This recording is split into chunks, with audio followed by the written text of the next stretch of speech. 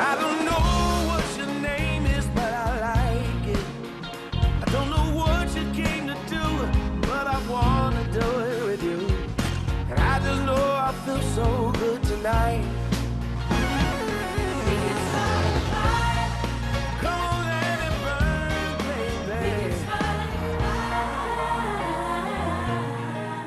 So I'm watching the Golden Globes. I see you on stage. Yeah. I'm watching the SAG Awards. I see you in the audience. We almost a year ago, you win the Academy Award. So we're doing this special on Black excellence in Hollywood, and somebody said, "Why y'all talking about John Legend?" I said, "Cause he's spending more time on movies and television than he is on music."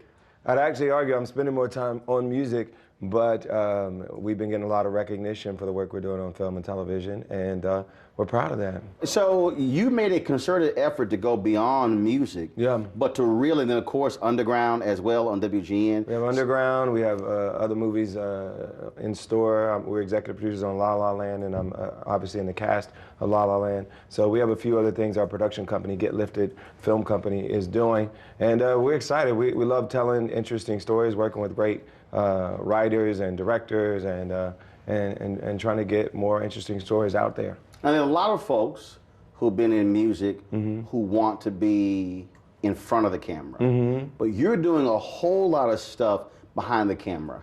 Where did that originate from? Well, it started with one of my production partners, a guy named Mike Jackson. He was already working in TV and film, and we had been friends for a long time. And he told me that he felt like I had a lot of influence in Hollywood, particularly because I was writing songs for film and television and making a lot of relationships with people who were making films.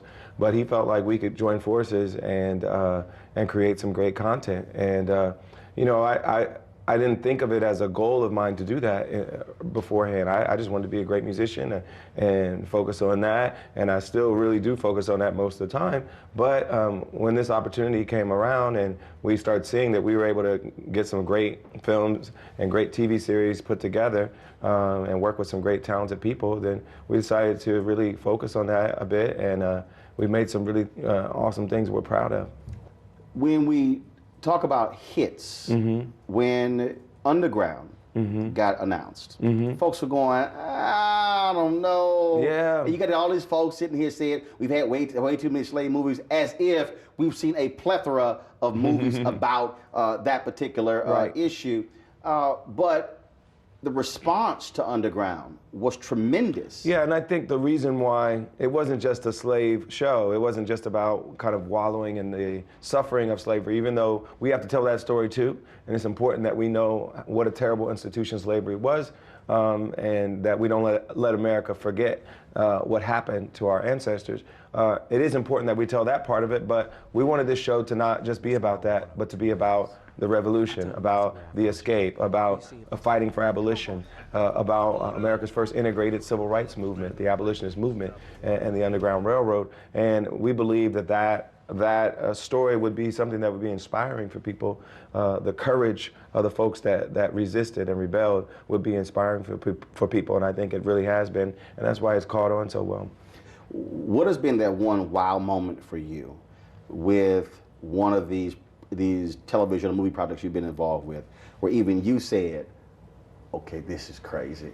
This is Well, I don't know about crazy, but I mean, I think the most special thing that happened in regards to any of the projects I've been involved with was probably the opportunity to sing Glory at the Oscars and celebrate Selma and celebrate the movement, and then have it get the kind of recognition that it got in that moment. I don't think I've had a more special moment in my career.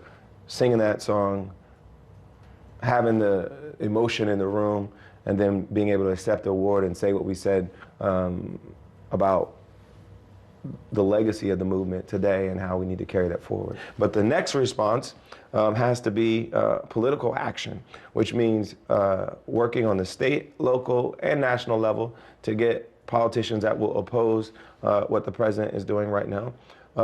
Working on our current Congress people, calling them and telling them we're watching them and we support them if they're doing the right thing, and we speak out against them if they're not. And we have to be engaged beyond what's happening in the street. But I think what's happening in the street is a good beginning to what we need to do. How do you respond to the folks who say, John, dude, shut up. Just sing. Of course, I get that all the time.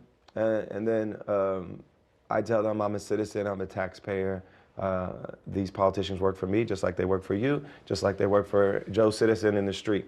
They're happy to hear my opinions if I agree with them, but if I don't, then all of a sudden I'm just a Hollywood elite spewing nonsense. Kickstart your day at 7 and get the news you need from the perspective you want.